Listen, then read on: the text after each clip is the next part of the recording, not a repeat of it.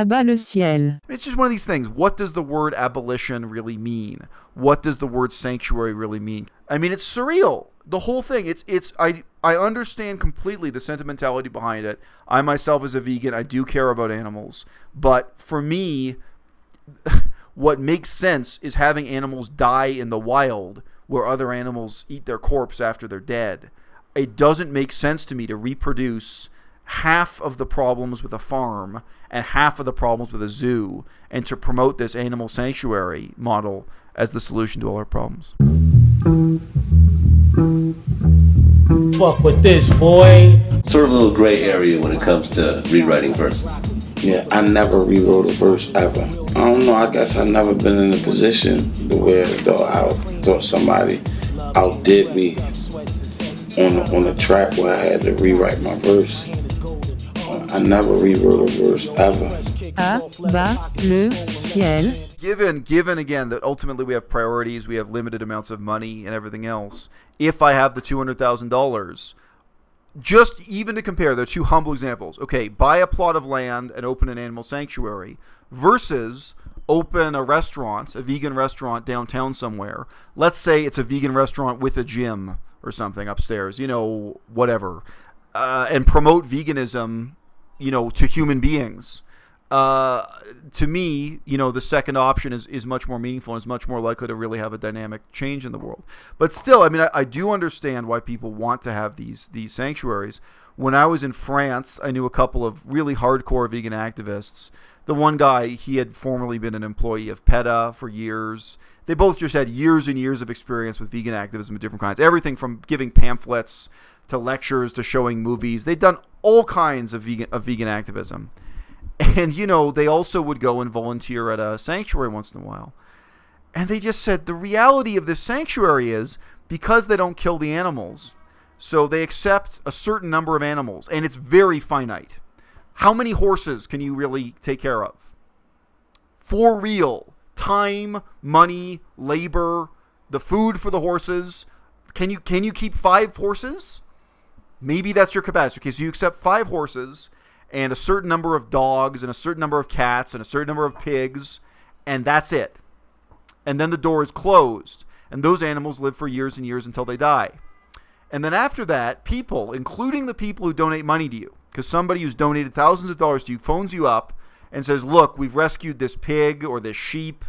Some circumstances, there's this sheep, maybe it's a deer, there's this animal in these circumstances, and we want to donate the animal to the sanctuary. We want the animal to have a place to live. And you say, no, we can't help you. We're already full. And then the animal inevitably is either sent to a kill shelter, so a shelter where it's kept alive for a couple of days before it's killed, or it's just shot in the head. This is the depressing day-to-day reality of an animal sanctuary, whether it's horses or whether they just do dogs or cats or what have you. As I say, for me, the actual lives of the animals that are on the sanctuary, for me, again, it's better than some farms, but it's very similar to some other farms, including, something like a petting zoo. I think it's very, very similar to a petting zoo normally, what you'll get in a sanctuary. So once we get past, it's just one of these things. What does the word abolition really mean? What does the word sanctuary really mean? Can we think about this in practice, and then can we make decisions about our own priorities and what have you in life? You talked about that you understand the nostalgia behind the idea of the animal sanctuary. I'm wondering, where do you think that comes from? Do you think that comes from, I mean, what I think of, you grow up, you see the movie about the gorilla or the chimpanzee that, someone buys at, like, the airport, like, coming home from Africa or some trip or something, and then it gets too big, and then it goes to live on the beautiful place, the beautiful forest, the beautiful reserve, and it has this amazing life that's implied at the end of the movie. I mean, what are your thoughts on that? So look, I'm gonna come out of the closet on this one. I've never mentioned this on my YouTube channel before. I don't think I've mentioned it on the internet. I literally grew up with the sound of lions roaring in the background in my childhood in Canada. Because there was not a zoo, there was an open plain reserve. I'm not going to say sanctuary, specifically for wild African animals in the part of Canada where I had a very memorable part of my childhood. So this is obviously rural Canada, and obviously that facility was there because the land was cheap. So these are really early childhood memories for me. But like the other businesses in that part of Canada were like, there was a huge jail. So there were people there who's like some of the other kids in my school, their parents worked in the jail. It's all the type of stuff you put in an area where the land is cheap, empty, and worthless. And I would literally fall asleep. I was within earshot, of lions roaring. And my parents never once took me to see the lions. I never saw them, but I heard them. And on a really deep instinctual level, the sound of a lion roaring at a distance is not that different from thunder on the horizon, but you feel differently about it. On a level of instinct, I think you do respond to it as, this is a threat. This is something I need to pay attention to. So I can remember waking up in the middle of the night, not feeling scared, just feeling alert. Waking up as a kid to that rumbling roar of the lions in the distance. Now, where was I living at that time as a child? And again, I think this impacted my view.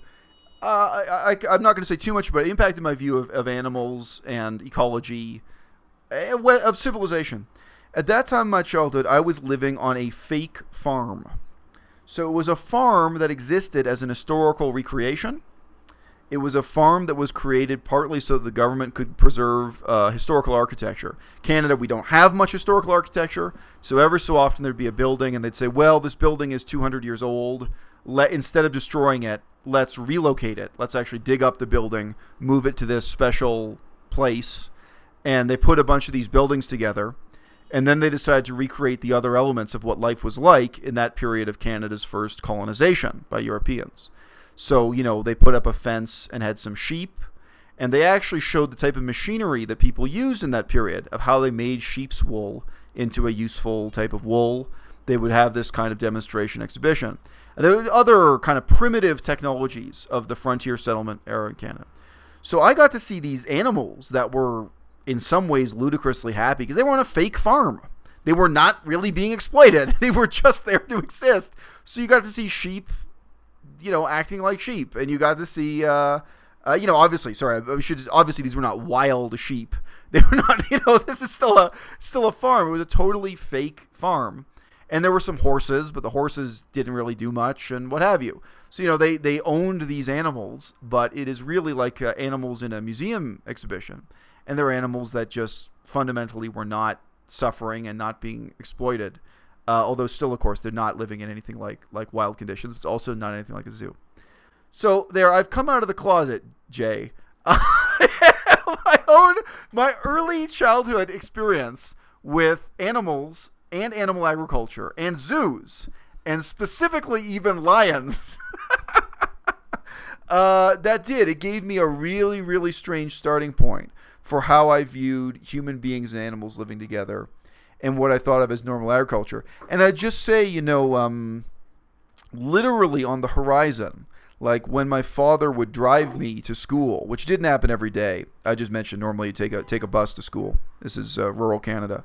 School bus would come and collect you. But on some days, my father would drive me. I can remember my father driving me. And literally on the horizon, you would see this dull gray metal shed.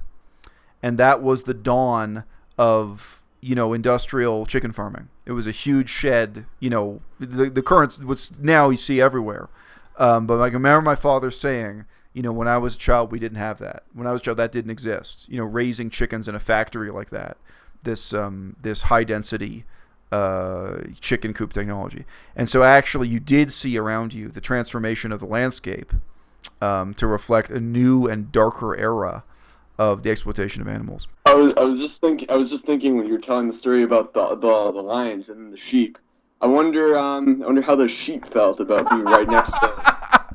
That's. I wonder if you took those sheep and mixed them with another population of sheep, like that had never been with the lions. Like what their behaviors would be different then. Like I wonder if they'd represent more like some of this. In some ways, they'd represent more of like real, wild, ungulates on like the savannah. Lion looking over your shoulder. Because they're these great predators. That, although they never see them, maybe they're just like, oh, what's that sound? Right. But yeah. Okay. You see what I'm so anthropocentric. I never thought of that. I never thought that the other animals living so close to me, they also were probably not sleeping very well on those nights when I was woken up by the lion roaring. Yeah. No, but I wonder if there's something. I wonder if there's something in a prey animal's DNA that they hear the sound of a predator, and even if they don't know what it is, they know there's something wrong, and that's something that they grow up with. That's more real, more wild than any other, example of that. Well, so far as I know, in terms of evolutionary time, I mean, human beings did evolve in pretty much the same ecological niche as lions. So it's not surprising that on some level we can just respond to a lion roaring and think, this is a problem. There's some instinct. Certainly. A lion roaring is a frightening thing. I wonder if you and I are because I worked with lions. I worked around them, and I wonder how many other vegans are there who say that they felt that. I describe it as waves, pulsating waves. You can even feel it through the structure. I mean, I just remember cats are scary. I remember there was one lion that he liked to roar in keepers' faces, and there were keepers that had worked there for years. They were like, honestly, when he does that, I still jump. Yeah, right. Because it's like a slow thing. Like he would go to the back of the stall, and then he would slowly turn, like when you were checking a lock or something like that. Right. Or you were doing something, and then like all of a sudden, like he's back, and then all of a sudden he's right there, and then, oh my god, so the most frightening thing. So we have this in common, Jay. You and I. You were saying before we have so much in common. Maybe this is what. Anyway, I just mentioned, obviously most of my critics are not worth responding to, but one of the statements I made I've been attacked for, that I've been misunderstood for, I talked about it, not just endangered species, but some endangered breeds of animals. So, sometimes the breeds were created by human beings, sometimes they just came about, through the happenstance of nature, where I said that, yes, actually, I do think that governments can have a role in preventing some breeds of animals from disappearing from the world. I would hope it's not in a circus or not anything too exploitative, but I thought that in a museum-like capacity, we can keep some populations of animals alive. Because, meat eaters, and sometimes vegans ask this question, well, what about domesticated animals that can't return to the wild, that can't exist in the wild? Should they disappear entirely? And I say, no, I think there's a museum-like capacity to keep these things alive. So it is funny, but in my own childhood, I did actually live in a museum of that kind. The animals were really only a small part of it, but it was really a museum for the lifestyle of how human beings exist at that time. Now, overall, did that make me become vegan faster or slower? Actually, it probably delayed my becoming vegan because it gave me a sense of respect for tradition. And as you know, veganism is such a challenge to tradition. But anyway, on this issue, I mean, I think that's why I always talk about the wildlife management paradigm. Wildlife management. I'm not saying back to the wilderness. I'm not saying primitivism. I'm not saying deep ecology. I'm definitely not an anarcho-primitivist. When human beings manage wildlife, they have to ask questions. Again, this is not even a zoo. Not a zoo, but genuinely wild animals. Human beings have to keep track. How many wolves are there? How many deer are there? Sometimes there are too many wolves. Sometimes there are too many deer. Sometimes, and you've dealt with this with wolves. You get these ridiculous questions of, are these coyotes really coyotes? Or have the coyotes interbred too much with the wolves and they're not coyotes anymore? You get these ridiculous questions of trying to keep different, breeds and species alive. But that's wildlife management. That's the reality, I think. If we're talking about the future, 21st century and the 25th century, I think what we really need to look at, again, zoos are still interesting. And, obviously, all the other issues, abolition of meat and leather, period, I think is obviously an enormous challenge next 400 years. But I mean, here and now, I just kind of can't put enough emphasis on trying to make wildlife management the paradigm, not pets, not animal sanctuaries, which to me, in some ways, are a type of pet keeping or a type of zoo or what have you. But for us to kind of face up to those realities, which include, to be blunt, ultimately include killing animals. Ultimately, any wildlife management, you've got this experience with wolves. Even if your purpose is to save the wolves, sometimes you end up killing wolves. And that may be brutal and terrible, and you may literally go home and weep over it or have nightmares about it. But that's part of the game. That's also part of wildlife management. I remember one of the wolf facilities that I worked at, we had this was one of the places where we'd actually accept wild animals that had died to feed to our animals. Right. When I got in the zoo field later, that started to disappear. Right. But I remember one day there was I'm actually a wildlife official who actually he brought, I found this deer, it's dead, it looks all right to me, you guys can look over it if you'd like, but I thought I would drop it by, I know you guys are a small facility, I know, if you guys can have extra food, but he sat down, he actually talked to me, and my idea, I had never met a wildlife official who had, was dealing with management responsibilities in those areas where wolves had been reintroduced. I honestly, at that time, I was, learning all this information to talk to our visitors about the wolf reintroduction program and stuff like that. And I was under the assumption that every single wildlife manager was, a fan of wolves, that they were working towards, facilitating, their return to the wild and getting them getting them back in there. And this individual was not a fan of wolves. Yeah. He stated, that, wolves kill indiscriminately, not necessarily just to eat. They just kill because they liked it. That was something he actually said. Yeah. And that, he had killed wolves himself.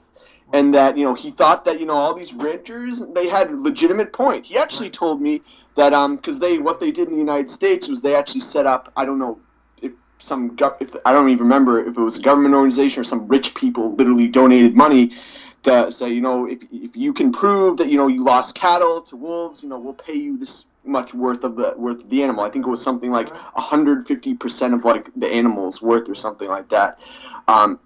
He actually, his official opinion on that was that the money had all dried up and that people didn't get paid, what they were supposed to be worth. I looked it up and I was like, it appears to be this is still going from every source. So I wasn't sure what he was talking about. Yeah.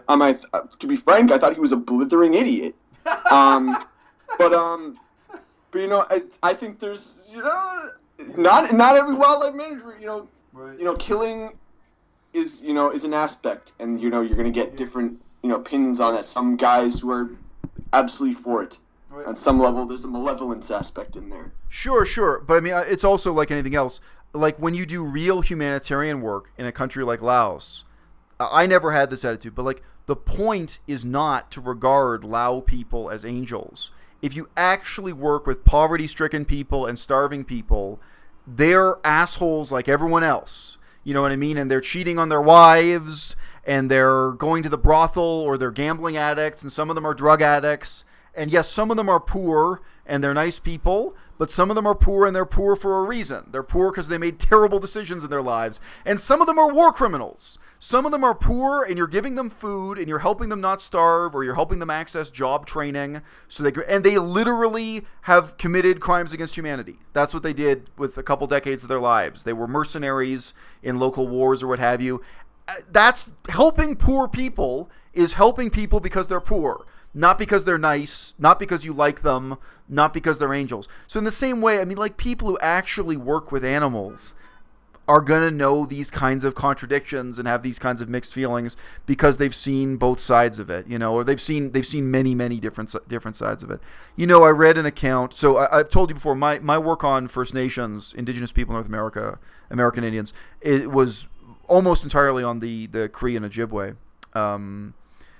But I did do some reading about other groups. Another native group further west, I read a really interesting first-person account. So this was in an academic peer-reviewed journal, but the interesting part was this guy speaking, was basically from an interview. And he said that in his tribe and in his region of Canada, he was the last person to do mercy killings of bears, which he said like 100 years earlier was a proud tradition in his tribe. I'll tell you exactly what that means, because this is a very interesting question for vegans and for wildlife management, what have you. Apparently, often enough, adult bears are injured with something like a broken leg. They fall, in that part of Canada anyway, they fall off a cliff or something happens. They have an injury that they can't recover from. And they are very dangerous in that state. And they are howling with rage and howling with pain. They scream and scream. And anything that comes close to them, they will kill. Because, obviously they have no medication. They're just in extreme physical pain. And of course, what will kill them is gradually starving to death if they're just left out in the wild. And his tribe, his ethnic group in Canada, they had a tradition that in the past they were proud of hunters going to kill those bears out of mercy. Not to take the meat, not to take the skin, but so that bear would not die an incredibly long, slow, horrible death. And now, as you can imagine, because these bears are making a lot of noise, they would track them mostly just by the sound. But the men who did this was considered the highest level of hunter, he said. I mean, look, I don't know, maybe this guy is lying. I'm assuming this is all true, but whatever. Anyway, this guy is speaking for his own cultural tradition. But he said that was highly respected as the highest level of a hunter who takes on that responsibility, because it was also acknowledged to be extremely dangerous. Like, once you got close to that bear, even if it had a broken leg, because it was in such an adrenaline-filled state, that bear could still charge at you, could still try to kill you, with its dying strength or what have you in this state of excruciating pain. So, what is wildlife management? I mean, we're in a situation now where guys like Gary Yourofsky endorse violence in ways that are completely repugnant to me. Talk about violence against, meat eaters, basically. But at the same time, they claim they literally do not kill insects. And that vegans, just by becoming vegan, we can live in a magical fairy kingdom where nobody has to kill animals and where there are no hard questions of this kind. So, as you know, I'm the one voice. I'm intensely hated by so many for this on YouTube, where I say, no, I really want to talk about it. I really want to talk about these contradictions. I want to deal with the contradictions, whether they're in medical science and that kind of research, or in wildlife management, or even I'm willing to admit every time I eat a piece of bread, that piece of bread kills insects and it kills mammals. It kills animals like gophers and groundhogs in enormous numbers. When we grow wheat in Canada, you think we don't kill anything? We kill all kinds of stuff. So, For the record, in my video where I talked about killing animals, I mentioned one individual who was responsible for, at this one facility that got all these horse donations, that was responsible for killing, the horses. That had all these little tricks that he learned in order to get the horses to be in the right position in order for him to deal the one shot. And then in the end, he was the one who butchered all the animals. This individual was Native American. Oh, really? No kidding. Okay. That is very interesting. So he really felt more comfortable with that process, the killing and the butchery, than other people. Yeah. Absolutely. He was even the one who on the lands, like he would be the one, like if we had because one of the things, and I've talked about this a little bit with mice, the reality that you kill mice as a zookeeper, because of, pestilence getting in and affecting your collection. There are other animals, larger animals that, this was a drive-through park, so, there were all kinds of animals that could get in there and stuff like that, and, make roosts that you didn't really want to have there that could hurt wildlife, not just get them sick, but hurt them. And he was the one who kind of, sought all those animals out, did tracking, so to speak, and tried to figure out the best way to remove them and stuff like that. There were, clear. He was very well respected. I don't even think he did some cleaning, but he didn't quite do it the right way. But everyone, was just cool with it because he was, he had these abilities that no one else had. Yeah. And look, that's why I say management. It's a bloody mess, but I think nobody will admit it. If you run an animal sanctuary, all those things are going to be true, right? You can change the name from a zoo to a sanctuary. You think you don't have to kill rats? Honestly, if you're a vegan running an animal sanctuary, you don't have to kill rats. Or it could be owls or anything else, or pigeons. Even a seemingly harmless animal like pigeons. Well, if you have a bunch of pigeons moving into your sanctuary and messing things up with the other animals, what are you going to do? It could be bees, could be hornets, whatever. I think you have all the same contradictions as on a zoo or in a farm. À-bas-le-ciel.